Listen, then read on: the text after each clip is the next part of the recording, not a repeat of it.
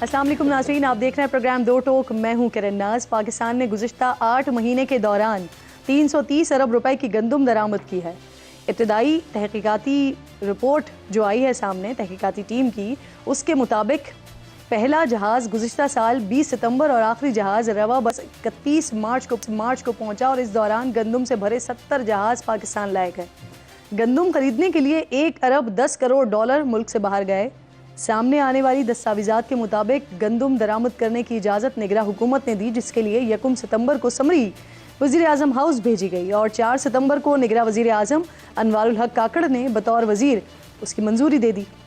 12 ستمبر کو گندم درآمد کی سمری دوبارہ ECC کو بھیجی گئی، لیکن وزارت خزانہ نے گندم سرکاری طور پر خریدنے کی حمایت نہیں کی اور نجی شعبے کو گندم کی درآمد کی اجازت دی گئی۔ وزیر اعظم شہباز شریف نے معاملے کی تحقیقات کے لیے 2 کمیٹیاں قائم کی ہے۔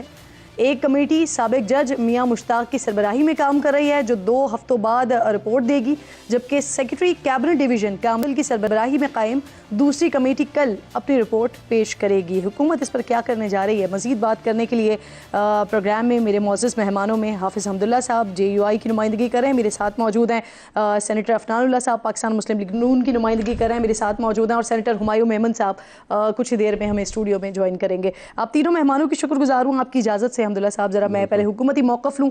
یہ بتائیے گا سینیٹر صاحب، وفاقی حکومت گندم درآمد کی جو معاملہ ہے، جو سارا سسٹم اس وقت چل رہا ہے، جو رپورٹ آ گئی ہے، اس کو بڑا سنجیدہ قرار دے رہی ہے، لیکن ہو یہ رہا ہے کہ تحقیقات کے لیے نہ معاملہ FIA کو جا رہا ہے، نہ معاملہ نیب کو جا رہا ہے۔ کیا وجہ ہے اس کی؟ کیونکہ آپ ہوں یا رانا ثناء اللہ صاحب ہوں، آپ کا موقف سملرلی ایک ہی جیسا ہے کہ جو یہ آزاد امیدوار ہیں یہ حکومت کی ضمانت ہیں۔ جی بسم اللہ الرحمن الرحیم۔ دیکھیں، ضمانت ہے یا نہیں ہے، اب یہ کام ہو چکا ہے، جس کے اندر آپ نے جیسے بتایا کہ 1.1 بلین ڈالر کی امپورٹ ہوئی ہے ویٹ کی، اور وہ ظاہر ہے جو اگر ٹھیک طرح ہوتی تو جو ابھی کرائسس ویٹ کا ملک میں آیا وہ نہ آتا۔ تو یہاں ادھر کہیں نہ کہیں کوئی نہ کوئی پرابلم ضرور ہے کہیں پہ۔ تو جو انکوائری کمیشن ہے وہ بنیادی طور کے اوپر یہ ڈٹرمن کرے گا کہ ایشو ہے کیا، اور اس کے بعد یہ کیس تو ظاہر ہے وہ کمیشن تو نہیں چلا سکتا، کیس تو پھر FIA اور نیب میں ہی چلتا ہے۔ تو جا کیوں نہیں رہے؟ نہیں، وہ پہلے تو انکوائری ہوگی، اس کے بعد ابھی تو ہم یہ نہیں کہہ رہے کہ کوئی، ابھی تو یہ پرائما فیسی آپ کہہ سکتے ہیں کہ یہ معاملہ ٹھیک نہیں ہے آن دا فیس آف اٹ، مگر ظاہر ہے وہ تمام لوگوں کے بیانات وغیرہ لے کے پھر اس کے بعد ہی ایک کوئی ڈٹرمنیشن ہو سکتی ہے کہ یہ معاملہ ہے کیا۔ ویسے اس میں کوئی شک نہیں ہے، میں نے خود بھی یہ دیکھا تھا کہ 1961 سے لے کے آج تک آپ جتنے بھی سالوں کا دیکھ لیں امپورٹ کا ڈیٹا ویٹ کا، تو صرف ایک سال ہے 1997 جہاں پہ ہم نے 4 ملین ٹن امپورٹ کیا ہے۔ اس کے علاوہ کبھی بھی 4 ملین ٹن امپورٹ نہیں کیا۔ لیکن جیسے کہ آپ بتا رہے ہیں اور سب کے سامنے آ بھی رہا ہے کہ کتنا بڑا یہ اسکینڈل ہے، تو نیب بھی اور FIA بھی اس کی تحقیقات کر سکتی ہے نا؟ نہیں، وہ ایک سٹیپ بائی سٹیپ ہی ہوگا نا معاملہ، وہ ایونچولی اگر ظاہر ہے اگر اس کے اندر کوئی ایشو ہوا تو پھر ادھر ہی جائے گا، کیونکہ انویسٹیگیشن ایجنسیز تو وہی ہیں۔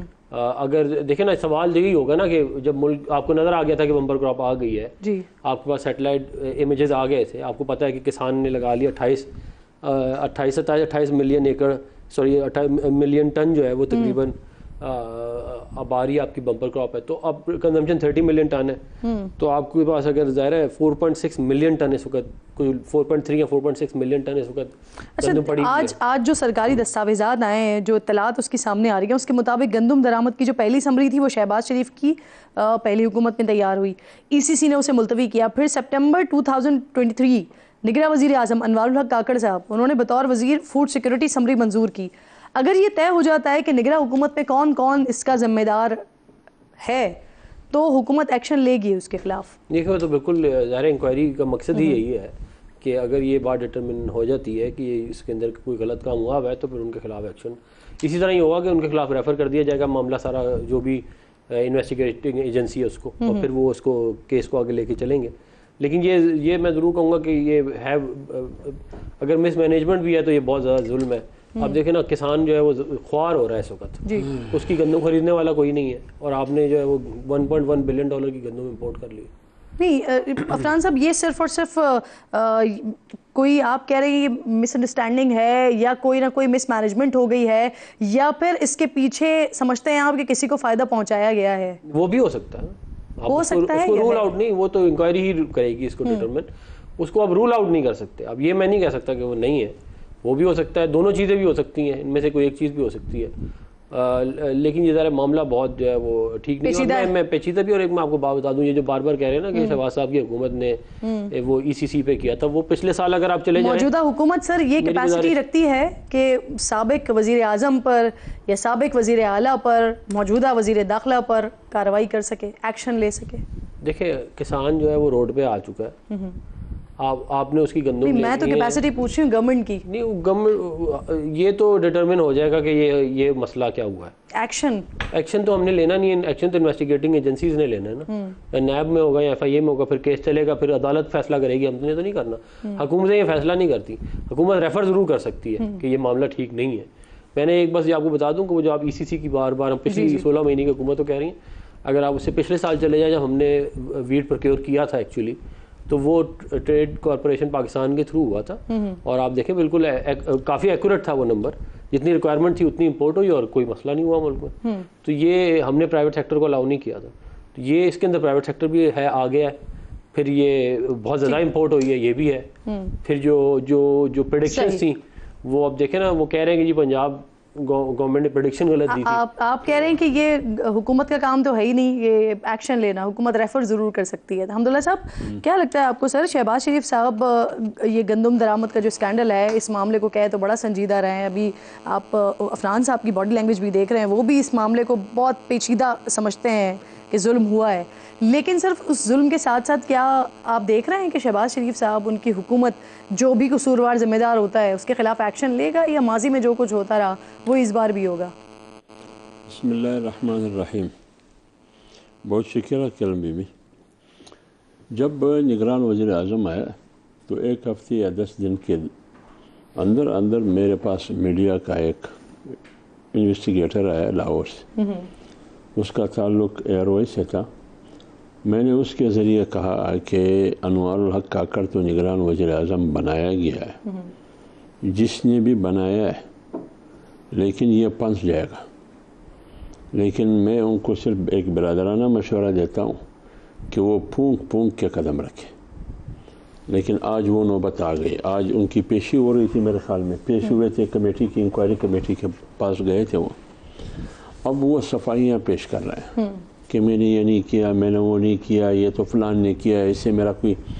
دیکھیے سب سے پہلے موجودہ حکومت جو آپ نے عفنان بھائی سے پوچھا, جی بنیادی طور پر وزیر اعظم اگر انویسٹیگیشن نہیں کر سکتا ہے, انکوائری کمیٹی کے ذریعے وہ انویسٹیگیٹ کریں گے, اس کے بعد پھر جو ذمہ دار ہے اس کی تعین ہوگی, پھر نیب کے حوالے کریں گے, اینٹی کرپشن کے حوالے کریں گے یا ایف آئی اے کے حوالے کریں گے, وہ تو بعد کی بات ہے. لیکن وزیر اعظم صاحب شہباز شریف صاحب کی بنیادی طور پر جو بات ہے وہ یہ کام کرے کہ جن لوگوں کی نام لیا جاتا ہے یا اس سکینڈل میں آتا ہے, گندم سکینڈل میں, وہ تو اے سی ایل میں شامل کر دینا. یہ تو کر سکتا ہے تاکہ وہ باہر نہ جا سکے. آپ کو لگتا ہے کر سکتے ہیں؟ جو گئے ہیں وہ تو گئے ہیں. نہیں آپ کو لگتا ہے وہ وزیر خزانہ کہاں ہے, ادھر یا باہر ہے؟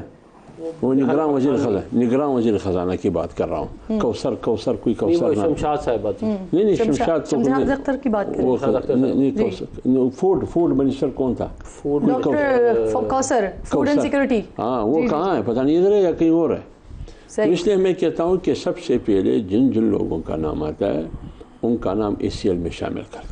نہیں سر, جس وقت یہ منظوری ہوئی نا اس وقت یہ چارج انوار الحق کاکڑ صاحب کے پاس. میں تو یہی کہہ رہا ہوں. دوسری بات یہ ہے کہ نگران حکومت کس کی تھی؟ نگران حکومت کس کی تھی سر؟ انوار الحق کاکڑ صاحب وزیر اعظم تھے. وہ کس کے مشورے سے؟ یہ آپ کو زیادہ پتا ہوگا. دیکھیں نا, سب کو پتا ہے کہ وہ کس کے مشورے سے آیا تھا. اگر آج بھی ان کے ہاتھ نگران وزیر اعظم اور کیبنٹ, یہ پتا ہے, میں تو شہباز شریف صاحب نے لگایا تھا. تو دیکھیں نا, کہا گیا تھا کہ یہ ایسی کیبنٹ بنی ہے نگران وزیر اعظم کی زیر سرپرستی, جو ٹیکنوکریٹ بھی ہے, بہت ہوشیار بھی ہے, اور ملک کو ایک مثبت ٹریک پہ بھی لگائیں گے. ہر ایک دوسرے سے بڑھ کر ایک ایسے ہیرے تراش دیے گئے تھے. ہیرے تھے ہر ایک اپنی جگہ پر. کہا گیا تھا کہ یہ ہیرے ہیں. اب ہیروں کے ہاتھوں 24 करोड़ आवाम का बेड़ा गर्क हो रहा है। जब गंदम की ज़रूरत थी नहीं, फिर मंगवाया क्यों? आप 43 से 47 लाख टन गंदम पड़े, तो फिर आप 45 लाख टन गंदम किस लिए ला रहे हैं?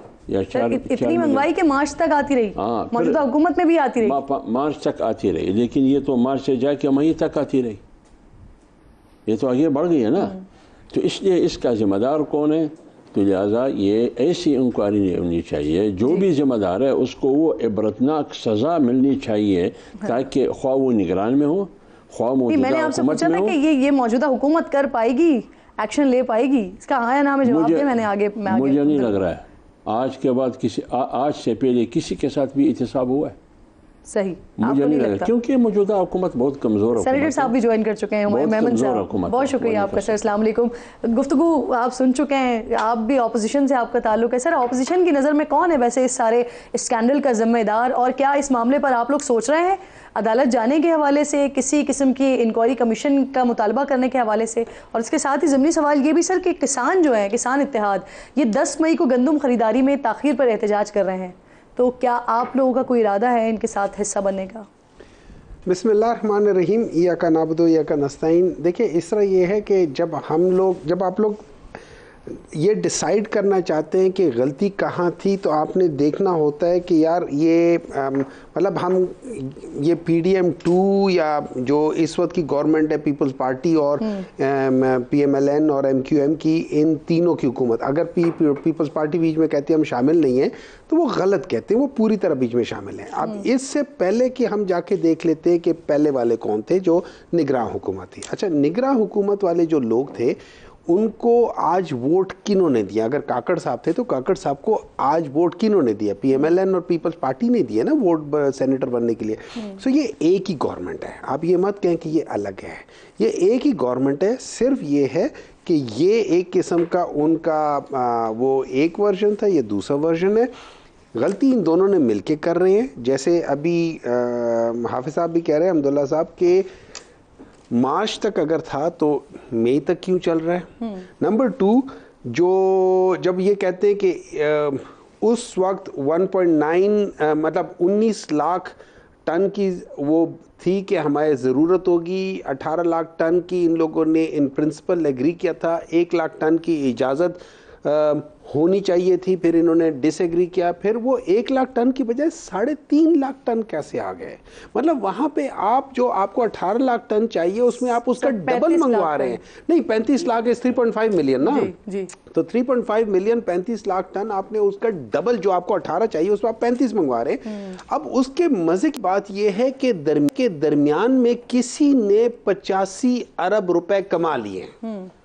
अब अगर हम 85 अरब रुपए को देख लें तो ये सवाल उठता है वो 85 अरब रुपए कहाँ गए, किस किस को डिवाइड हुए? तो आप जरा वो ट्रेस करें वो पैसा। जिसने 3100 रुपए का खरीदा है बगैर कैप के, और उसको 4500 रुपए का गवर्नमेंट को भी बेचा है और प्राइवेटली भी बेचा है, तो ये तकरीबन आप ये समझे कि 1400 रुपए पर आपने बेच दिया है। ये कहाँ गया पैसा? ये किन के पास गया? जहां गया है ना, वो सारे इसमें शामिल हैं। अब अगर उसकी ट्रेस काकड़ साहब के पास मिलती है तो वो भी शामिल है, अगर उसकी ट्रेस हुकूमत में और लोगों को मिले वो भी शामिल है। तो आप इसमें करें। लेकिन सवाल ये होता है कि जैसे आपने पूछा, हमदुल्ला साहब से पूछा कि क्या ये हो पाएगा? आप कुछ करने जा रहे हैं इस पर? हम तो पहले भी इसमें पंजाब में तो रोजाना हमारे वो लोग निकल रहे हैं इसी के हक में। देखिए, जो किसानों के साथ हुआ है, जो 3900 रुपीज के साथ जा रहे हैं, बिल्कुल उनको हम सपोर्ट कर रहे हैं। हम उनको इसलिए सपोर्ट कर रहे हैं कि ये किसानों के साथ बहुत ज्यादा ज्यादती है, वो लोग तबाह हो गए हैं। अच्छा, ये पहली बार नहीं है, ये पहली बार नहीं है। अगर आप पाकिस्तान मुस्लिम लीग नून की हिस्ट्री देख लें, ये कभी भी किसानों के हक में नहीं थे।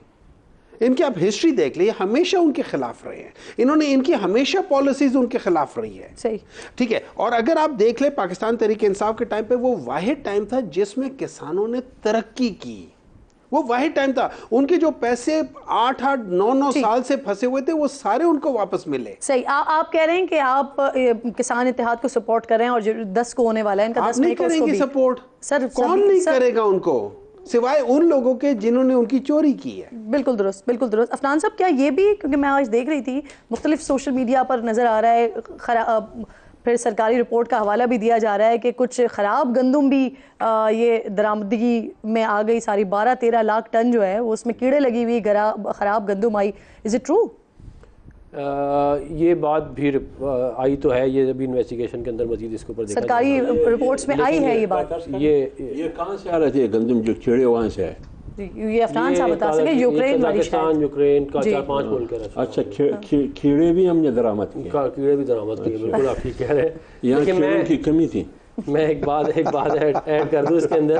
انہوں نے فرمایا کہ مسلم لیگ نون کی ہسٹری جو ہے وہ یہ ہے کہ ہم کسانوں کے نہیں ہیں. آپ دیکھیں اس ملک کی بدقسمتی کہ 2016، 17 اور 18 میں گندم امپورٹ کی جگہ ہم نے ایکسپورٹ کی ہیں، اور جب پی ٹی آئی کی حکومت آئی تو ہم نے دوبارہ سے امپورٹ کرنا شروع کر دیا، اور کسان کے حق میں جو ہیں وہ یہ ہیں اور ہم نہیں ہیں. اب ابھی ڈیٹا نکال کے دیکھ لیں، ویٹ امپورٹ ڈیٹا ہسٹوریکل نکال لیں، آپ کو سارا کا سارا آ جائے گا.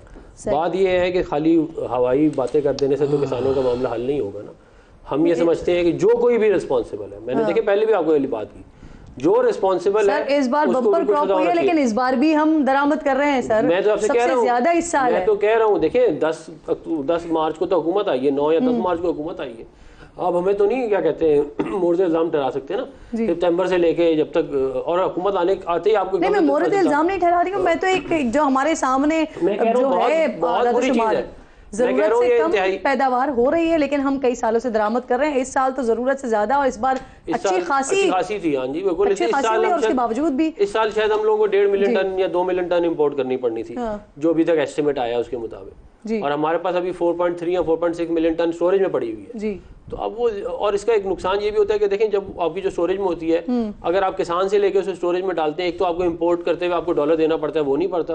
دوسرا یہ کہ جو پیسہ آپ باہر بھیج رہے ہیں وہ اپنے کسان کو آپ دیتے، اور پرائس جو ڈیٹرمن ہوتی پھر وہ پرائس چلتی. اب مسئلہ یہ ہے کہ ظاہر ہے اگر حکومت نہیں خریدے گی تو وہ پرائس کے اوپر معاملہ آ جائے گا. الحمدللہ صاحب تھوڑا سا آگے بڑھتے ہیں. سر جے یو آئی اور تحریک انصاف کا اتحاد ہو رہا ہے نہیں ہو رہا ہے، یہ معاملہ کہاں تک ہوتا ہوا نظر آ رہا ہے؟ مولانا بھی کہہ رہے ہیں کہ پی ٹی آئی سے بامقصد مذاکرات کا ماحول بنا تو خوش آمدید کہیں گے.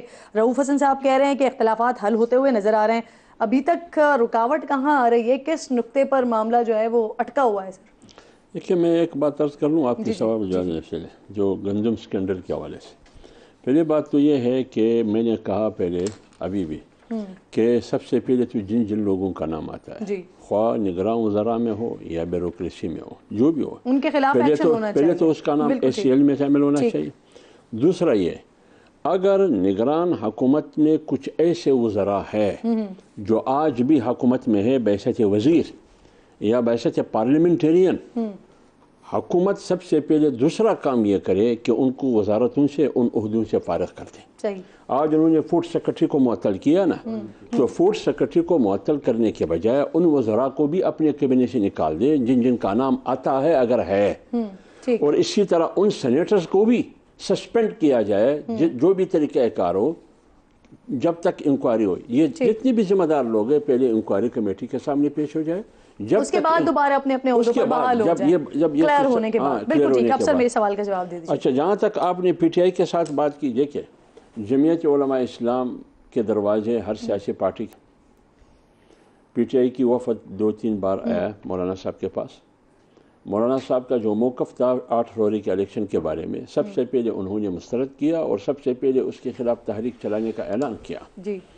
اور اس مینڈیٹ کو عوامی مینڈیٹ انہوں نے ڈکلیئر نہیں کیا. انہوں نے کہا یہ موجودہ جو اسمبلی ہے یہ عوام کی اسمبلی نہیں ہے، یا یہ کسی اور طاقت کی اسمبلی ہے. تو اس لیے اگر اس ایجنڈے پر پی ٹی آئی کی وفد آئی اسد کیسر صاحب کی سربراہی میں، سادہ سے سوال میں آ رہا ہوں نا، مجھے بتائیں کتنے % چانسز ہیں آپ دونوں کا اتحاد ہو جائے؟ دیکھیں اتحاد دونوں پارٹیاں بیٹھ کے TOR طے کرنا ہوگا. کچھ چیزیں ہمارے طرف سے جو 16 سال یا 13 سال کچھ خدشات، کچھ تحفظات ہے، وہ ان کی طرف سے ہمارے حوالے سے کچھ ہوں گے. یہ بیٹھ کے اس کا ازالہ کریں گے، کوئی TOR ہوگا، اس کے بعد پہلے پی ٹی آئی کی ٹیم آپ کے پاس آئی تھی، اب کوئی امکان ہے کہ آپ کی ٹیم ان کے پاس جائے اور بات کریں اس پر بیٹھ کے؟ ہمارے فورم سے ابھی تک کوئی ایسا فیصلہ نہیں ہوا ہے کہ جمعیت علماء اسلام کی کوئی. بالکل ٹھیک. پی ٹی آئی اس پہ کیا موقف رکھتی ہے؟ ایک چھوٹا سا بریک لیجئے، بریک کے بعد واپس آتے ہیں تو بات کرتے ہیں.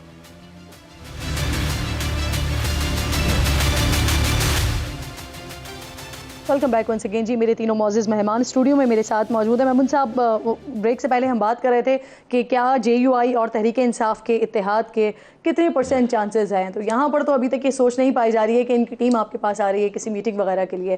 آپ کے پاس کیا ہے سر؟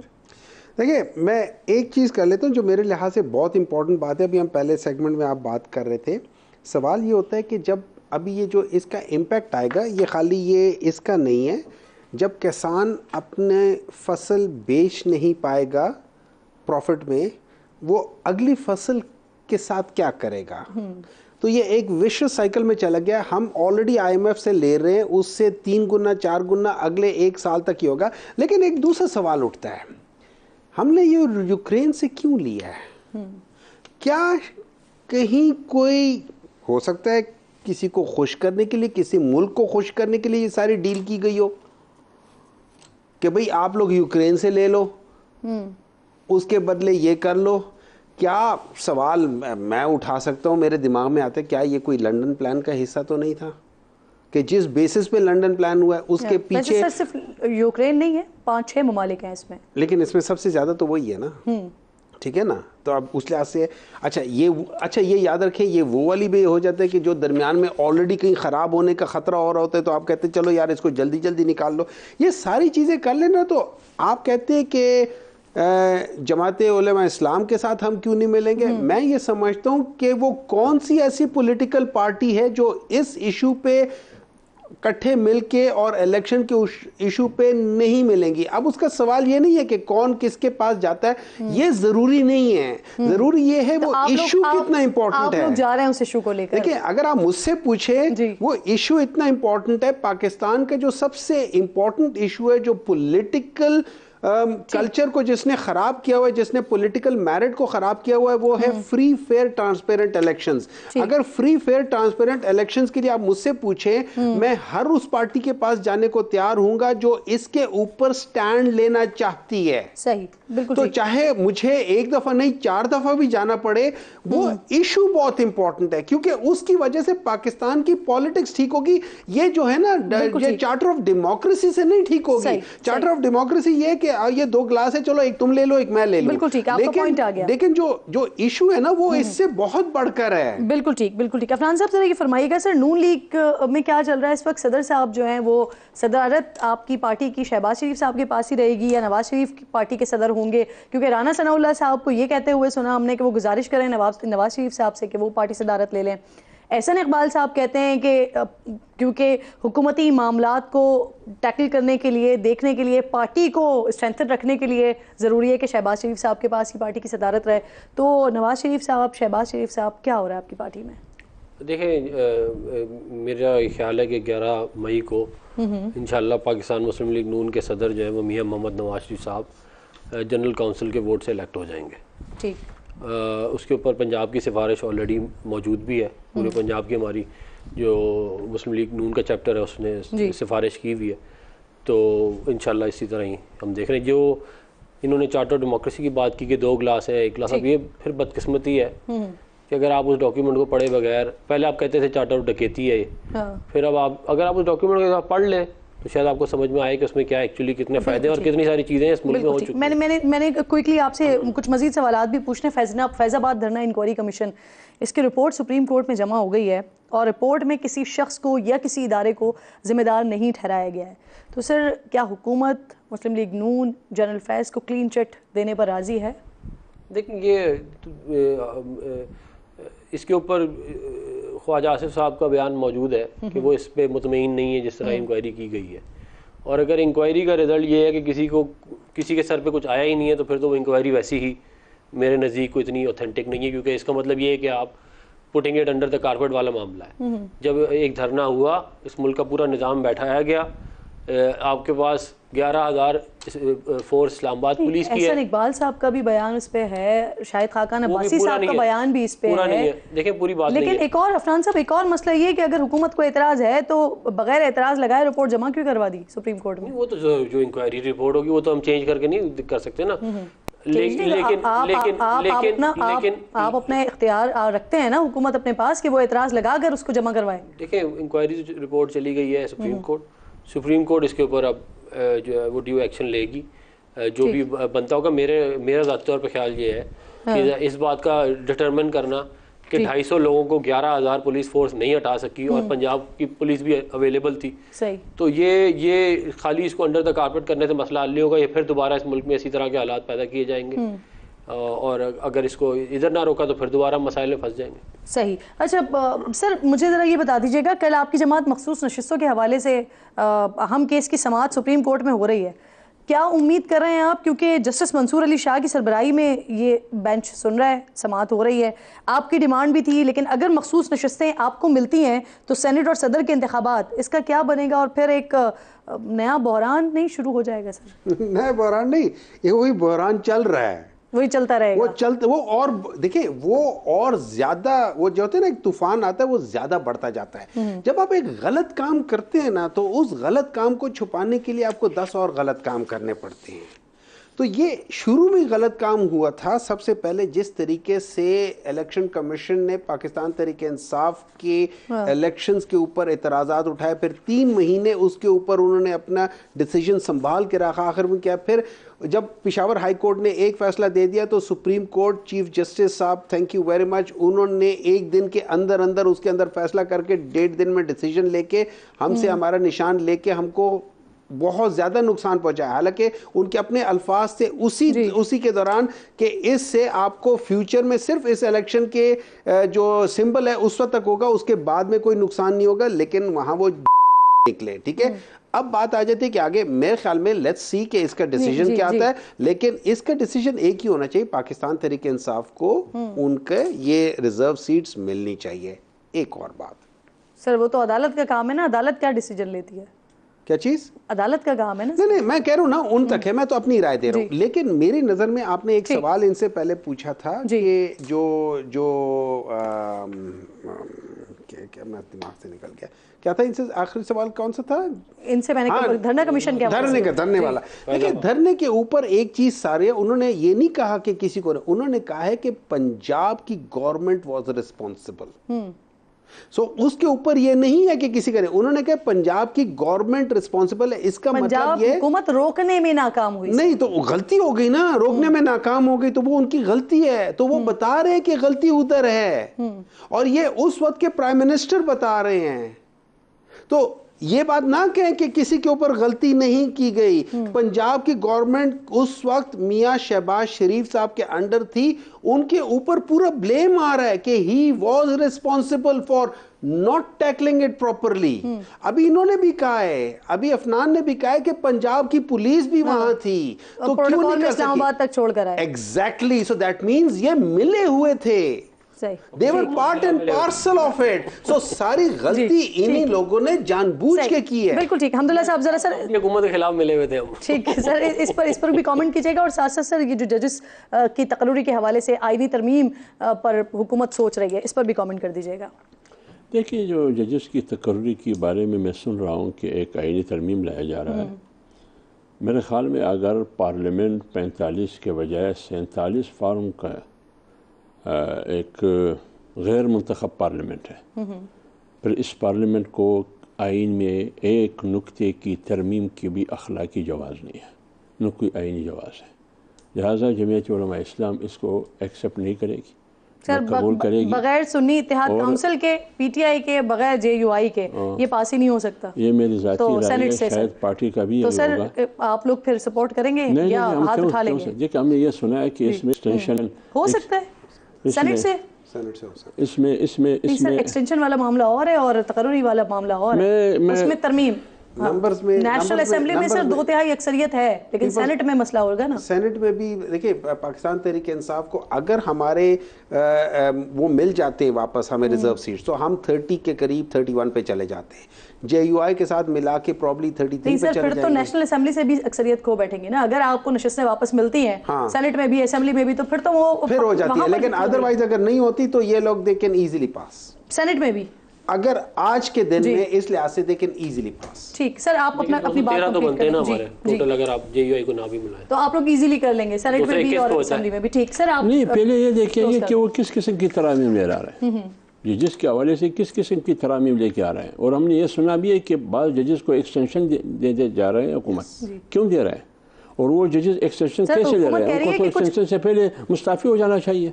اس کا مطلب یہ ہے کہ آپ کو 1 سال 2 سال ایکسٹینشن ملے، پھر انصاف کیسے ہوگا؟ کیوں ملے آپ کو؟ یعنی اگر آپ نے چیف آف آرمی اسٹاف کو ایکسٹینشن دی 3 سال کی، اس کا فائدہ تو مجھے بتائیں. اگر آپ چیف جسٹس کو یا کسی اور کو ایکسٹینشن دیں گے تو میرے خیال میں اگر قاضی فیض شاہ کے بارے میں یہ مشہور ہے کہ وہ ایک اصولی آدمی ہے تو وہ کیسے ایکسٹینشن کو قبول کریں گے؟ کیسے ایکسٹینشن قبول کریں گے؟ ہم نے جنرل باجوہ صاحب کی ایکسٹینشن کی مخالفت کی جو ہے، ہاں ہم نے مخالفت کی، ہم نے اس کو ووٹ نہیں کیا. ٹھیک ٹھیک. آپ کو نقصان نہیں ہوا؟ نہیں، کیا نقصان ہوا؟ فائدہ ہوا؟ اصولی طور پر ہم اپنے موقف پہ رہے، ہمیں کیا نقصان ہوا؟ صحیح. بہت بہت شکریہ آپ کا حمداللہ صاحب، افنان اللہ صاحب اور ہمایوں میمن صاحب. آپ تینوں مہمانوں کا بہت شکریہ. ایک چھوٹا سا بریک لیجیے ناظرین، بریک کے بعد واپس آتے ہیں.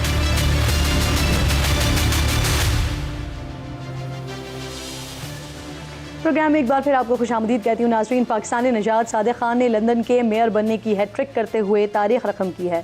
لندن میئر کے الیکشن میں لیبر پارٹی کے صادق خان کو 10,88,000 سے زائد ووٹ ملے ہیں، جبکہ ان کی مخالف کنزرویٹو پارٹی کی سوزین ہال 8,13,000 ووٹ حاصل کر سکیں. صادق خان کی بطور میئر گزشتہ 2 ادوار کی کارکردگی کو ان کے تیسری مرتبہ منتخب ہونے کی وجہ قرار دیا جا رہا ہے، جس میں بطور میئر ہوپر کی منفرد اسکیم متعارف کروانا شامل ہے، جس کے تحت 1 گھنٹے تک مسافر جتنی چاہیں بس اور ٹرام ایک ہی ٹکٹ میں تک ہیں. جبکہ رواں سال کے آغاز میں صادق خان نے بطور mayor London transport for London کی سروسز کے کرائے مارچ 2025 تک منجمد کر دیے، جس سے مسافر سالانہ 90 پاؤنڈز کی بچت کر سکیں گے. اس کے علاوہ انہوں نے لندن کی فضا کو بہتر بنانے کے لیے اسپیشل زون کی اسکیم بھی متعارف کروائی. ساتھ ہی ماہرین لندن میں نئے گھروں کی تعمیر کے وعدے، ٹرانسپورٹ اخراجات میں کمی، چھوٹے بچوں کے لیے اسکولز میں مفت کھانے کے وعدوں کو بھی ان کی کامیابی کا راز بتا رہے ہیں. لیکن دوسری طرف ان کے ناقدین صادق خان پر لندن میں جرائم کی بڑھتی ہوئی شرح کو نظر انداز کرنے کا الزام لگاتے ہوئے گزشتہ سال لندن میں چاقو سے حملوں کے واقعات اور جرائم کی شرح میں اضافے پر انہیں شدید تنقید کا نشانہ بنا رہے ہیں. صادق خان کی لیبر پارٹی نے بلدیاتی انتخابات میں اچھی کارکردگی دکھائی ہے، لیکن اس میں ایک منفی پہلو مسلم اکثریتی علاقوں میں کم ووٹ پڑنا ہے، جس کی وجہ لیبر پارٹی کی غزہ جنگ پر اسرائیل نواز موقف سمجھا جاتا ہے. صادق خان 2016 میں پہلی مرتبہ اور 2021 میں دوسری مرتبہ لندن کے میئر منتخب ہوئے تھے. یہاں ناظرین دلچسپ بات یہ ہے کہ 2016 میں صادق خان کے مقابلے میں عمران خان کی سابقہ اہلیہ جمائمہ خان کے بھائی زیک گولڈ سمتھ تھے، اور اس وقت بانی تحریک انصاف نے گولڈ سمتھ کی حمایت کی تھی. صادق خان نے پہلی مرتبہ لندن کا مسلمان میئر منتخب ہونے کے بعد ایک انٹرویو میں زیک گولڈ سمتھ کی جانب سے اور مسلمانوں کے حوالے سے منفی پروپیگنڈے کے باوجود ان کے لیے عمران خان کی حمایت پر سوال بھی اٹھایا تھا. صادق خان کو دہشت گردی کے خلاف بولنے پر دھمکیاں بھی ملتی رہی ہیں. صادق خان نے برطانیہ میں ہم جنس پرستی کے حق میں ووٹ دیا تھا. 2019 میں بطور میئر لندن صادق خان نے مسئلہ کشمیر پر انڈیا مخالف مارچ کی مذمت کرنے کے ساتھ احتجاج رکوانے کے اختیارات نہ ہونے کے باوجود اسے رکوانے کی ہر ممکن کوشش کی تھی. گزشتہ سال غزہ جنگ میں فوری سیز فائر کا مطالبہ کرنے پر انہیں لندن کے یہودی مذہبی رہنما کی جانب سے سخت تنقید کا سامنا بھی کرنا پڑا تھا. 1970 میں لندن میں پیدا ہونے والے صادق خان کے والدین پاکستان سے ہجرت کر کے برطانیہ گئے. ان کے والد بس ڈرائیور تھے. صادق خان کی ابتدائی پرورش سرکاری فلیٹ میں ہوئی تھی. انہوں نے یونیورسٹی آف لندن سے قانون کی ڈگری حاصل کی. صادق خان نے سیاست کا آغاز کاؤنسلر بن کر کیا. میئر لندن بننے سے پہلے صادق خان 2005 سے 2016 تک رکن پارلیمنٹ بھی رہے. صادق خان کسی بھی مغربی ملک کے دارالحکومت کے پہلے مسلمان میئر ہیں، اور صرف یہی نہیں ہے، سال 2000 میں لندن کے میئر کا عہدہ تخلیق ہونے کے بعد سے 3 مرتبہ میئر منتخب ہو کر صادق خان لندن کے پہلے اور واحد رہنما بھی بن گئے ہیں.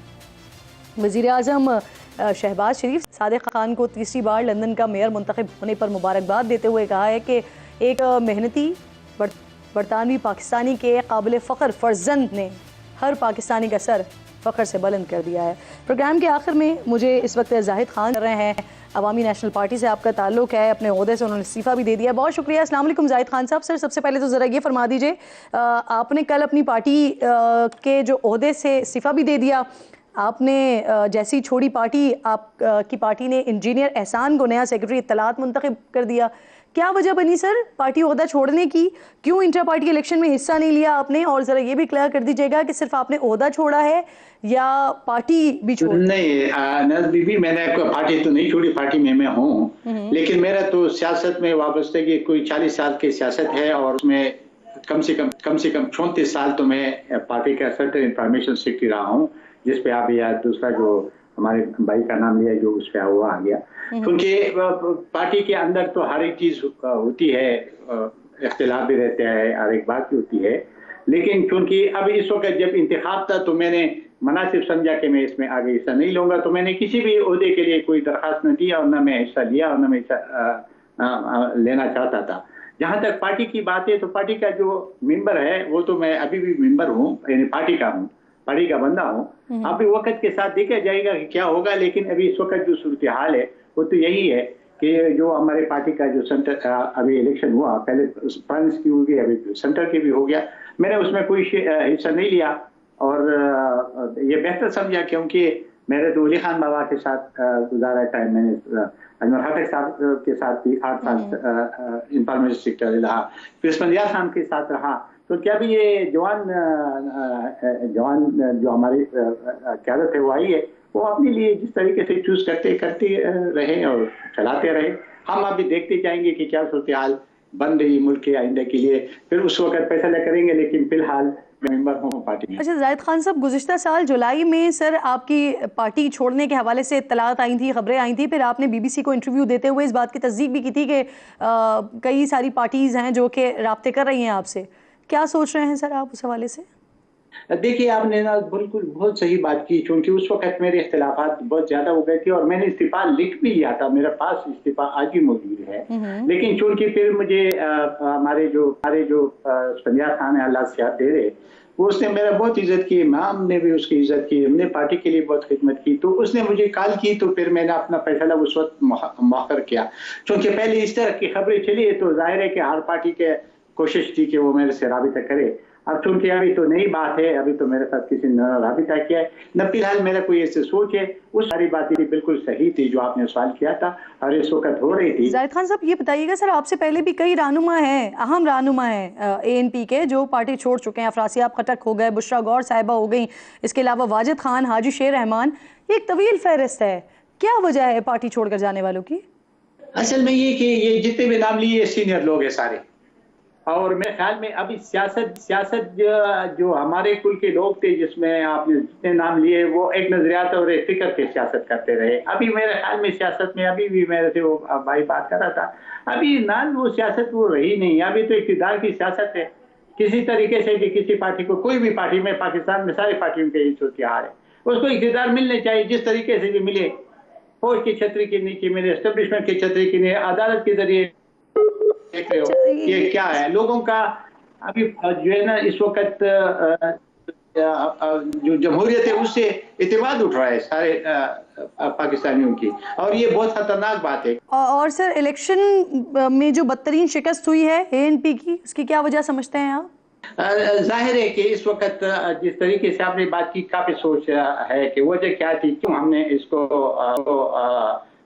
یہاں تک ہم آ گئے۔ آپ کو یاد ہے کہ ہمارے پارٹی خیبر پختونخوا میں سب سے بڑی پارٹی تھی، ابھی بھی ہے، لیکن کیا وجہ ہے کہ ہم نے یہ ابھی اس پہ ہماری پارٹی نے نہ میرے خیال میں سوچا ہے، نہ اس پہ کوئی بات کی، نہ کوئی مشاورت کی ہے، اور چونکہ سب سے بڑی بات یہی تھی کہ دیکھیں نا، PDM میں جانا تھا تو ٹھیک تھا، لیکن PDM سے پھر جب نکلے اور پھر جو PDM کا اس وقت عدم اعتماد کیا اور اس میں ہم نے ساتھ دیا، ہمیں وہ ساتھ نہیں دینا چاہیے تھا، کیونکہ اس میں تو ہم نہیں، وہ سارے پارٹیاں جس نے ساتھ دیا تھا وہ سب کیا شجیع ہوا تھا، حالانکہ ہمارے قائد جو لیڈرشپ ہے اس نے کوئی عہدہ نہیں لیا تھا، نہ کوئی ایڈوائزر کا عہدہ لیا تھا، نہ کوئی وزیر کا لیا تھا، کچھ بھی نہیں لیا تھا، لیکن خواہ اپنے آپ کو یہاں تک لے گئے کہ ابھی جو صورتحال ہو گئی وہ تو بہت بری طرح ہے اس ملک کے، اور یہ ملک کے لیے ایک اچھا شگون نہیں ہے۔ آپ کہہ رہے ہیں عدم اعتماد میں PDM کا ساتھ دینا یہ ایک بڑی وجہ بنی، شکست کی وجہ بنی، ANP کی جو بدترین شکست ہوئی ہے اس دفعہ۔ بہت شکریہ آپ کا زاہد خان صاحب، پروگرام میں آپ ساتھ موجود تھے،